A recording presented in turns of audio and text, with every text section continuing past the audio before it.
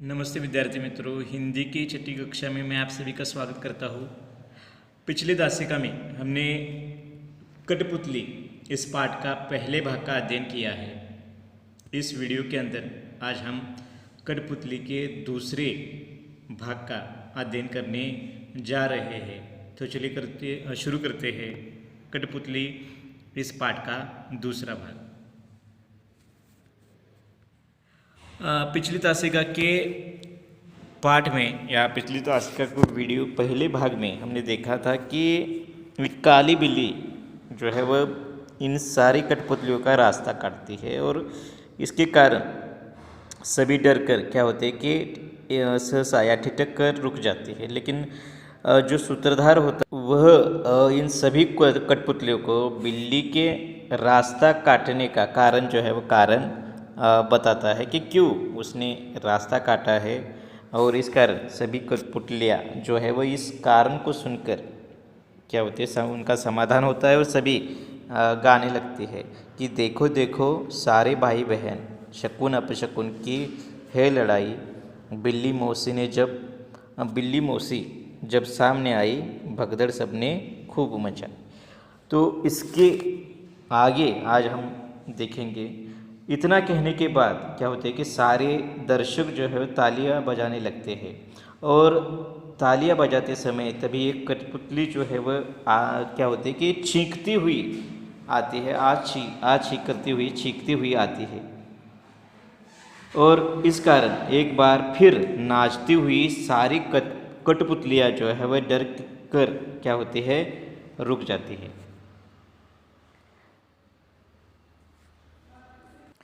तभी दूसरी कठपुतली जो है बोलती है कि अरे रे फिर अपशकुन हो गया, आज तो सचमुच ही हमारा कार्यक्रम नहीं होगा, चलो चलो। तब सूत्रधार उन्हें रोकते हुए बोलता है कि दोस्तों हम भी यही करते हैं कि दोस्तों हम भी यही करते हैं और अपने कार्य को समय पर करने की बजाय या तो उसे विलंब से करते हैं या करते ही नहीं। परिणाम कार्य की अपूर्णता और नाम शकुन अपशकुन का।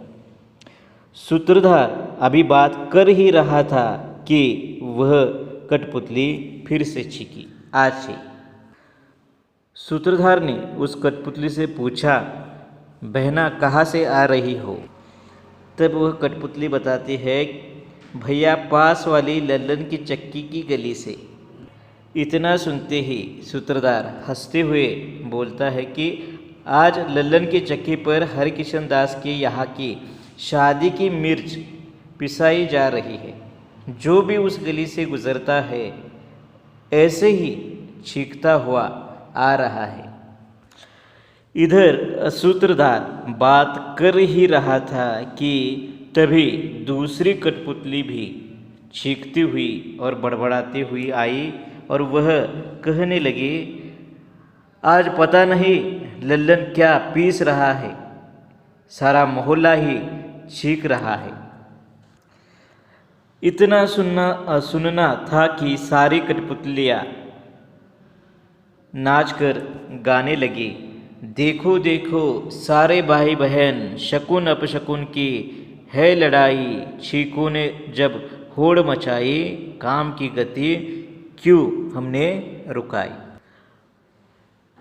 तो दोस्तों हम भी इन कठपुतलियों की तरह ही कभी कभार अंधविश्वास पर इस प्रकार विश्वास रखते हैं कि घर में या आसपास हमारे यहाँ कोई छींकता है तो उसे हम अंधविश्वास मानते हैं, या इस प्रकार छींकने के कारण हम कोई काम पर बाहर जा रहे हैं या कोई काम अगर हम दिमाग में सोच रहे हैं तो उस काम को क्या करते हैं, करने से टालते हैं। तो इस प्रकार हमें भी इन सूत्रधार की तरह उन बातों को याद रखना है कि छींकना कोई अंधविश्वास नहीं होता। आपका काम किसी के छींकने पर खराब नहीं होता, तो आपका काम जो है वह पूरी तरह आपके करने की क्षमता पर या कार्य करने की क्षमता पर निर्भर होता है। आपने उस काम को कितनी ईमानदारी पूर्वक वह काम पूर्ण किया है, इस पर ही उसका परिणाम या उस कार्य का परिणाम जो है वह निर्भर होता है। इसलिए हमें भी इन कठपुतलियों की तरह क्या करना चाहिए, विश्वास रखना चाहिए, अंधविश्वास नहीं। यही संदेश इस कार्यक्रम के द्वारा लेखक जिया जो है वह हमें इन कठपुतली तथा सूत्रधार के माध्यम से यहाँ पर दे रहे हैं। दर्शक जो है वह इस कार्यक्रम का भरपूर मज़ा ले रहे थे। तभी सूत्रधार बोला, मित्रों, आपने देखा कि हर घटना के पीछे कोई ना कोई वैज्ञानिक हो या व्यवहारिक कारण जो है वह कारण होता है, जिसे हम जो है वह हम शकुन और अपशकुन का नाम देकर समय पर अपना काम जो है वह काम नहीं करते हैं। जिसका असर हमारे काम पर पड़ता है, उचित फल हमें नहीं मिलता है।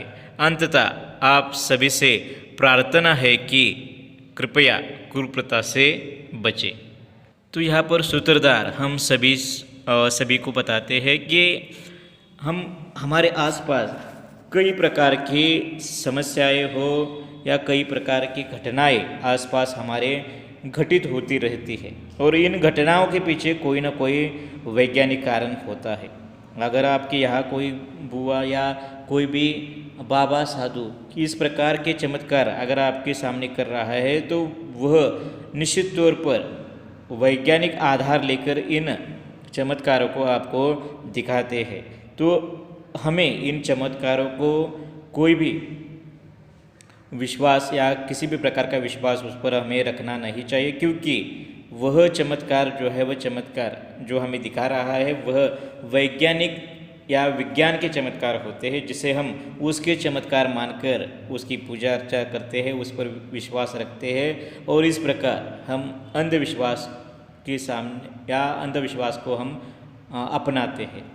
तो इसके पीछे का कारण या वैज्ञानिक हो या व्यवहारिक कारण को हमें जानना चाहिए, और इसके मूल तक हमें जाकर उस समस्या का समाधान करना चाहिए, न कि हमें किसी अंधविश्वास पर विश्वास रखना चाहिए। यही बात हमें सूत्रधार यहाँ पर क्या करते हैं, बताते हैं कि हमें इस प्रकार क्या करना चाहिए कि इन कुप्रथाओं से बचना चाहिए, और इसकी प्रार्थना हमें सूत्रधार करते हैं कि हमें इस प्रकार अंधविश्वास से बचकर रहना चाहिए। इन कुप्रथाओं को बलि हमें पड़ना नहीं चाहिए।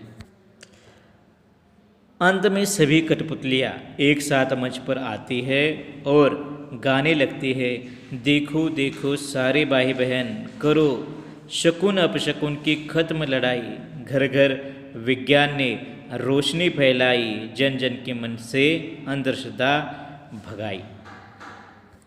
तो इन कठपुतलियों के गाने की तरह हमें भी क्या करना चाहिए, घर घर में विज्ञान की रोशनी यानी कि विज्ञान का ज्ञान हर घर में हमें फैलाना चाहिए। अगर हम विज्ञान का ज्ञान यानी कि हर घटना के पीछे का विज्ञान हर व्यक्ति अगर जान पाएगा, तो निश्चित तौर पर इन अंधश्रद्धा से हम क्या कर सकते हैं, हर एक व्यक्ति जो है वह बच सकता है। अगर हम उस घटना के पीछे का वैज्ञानिक कारण ही नहीं जान पाएंगे, तो हम भी इस प्रकार के अंधविश्वास जो है वह अंधविश्वास को अपना सकते हैं। इसलिए हमें सबसे पहले क्या करना चाहिए कि विज्ञान का ज्ञान जो है वह हर किसी व्यक्ति को देना आवश्यक है। अगर यह ज्ञान घर घर तक पहुंचता है, तो हर कोई व्यक्ति विश्वास रखेगा, अंधविश्वास नहीं।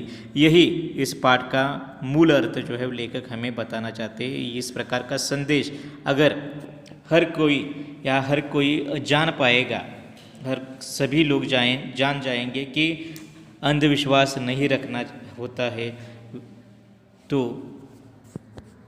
हमें अंधविश्वास नहीं रखना है, विश्वास रखना है, हर घटना के पीछे का विज्ञान जानना है, तो हर कोई इस अंधविश्वास से दूर रहेगा। यही अंतिम संदेश जो है वो लेखक अपने पाठ के माध्यम से देना चाहते हैं। इस मज़ेदार बात को लेकर प्रीति बड़ी ही खुश हुई। वह अब घर जाकर अपने बुआ को बताएगी कि विश्वास करो, अंधविश्वास नहीं। इस प्रकार का पाठ लेखक ने हमें यहाँ पर दिया है। लेखक ने कठपुतली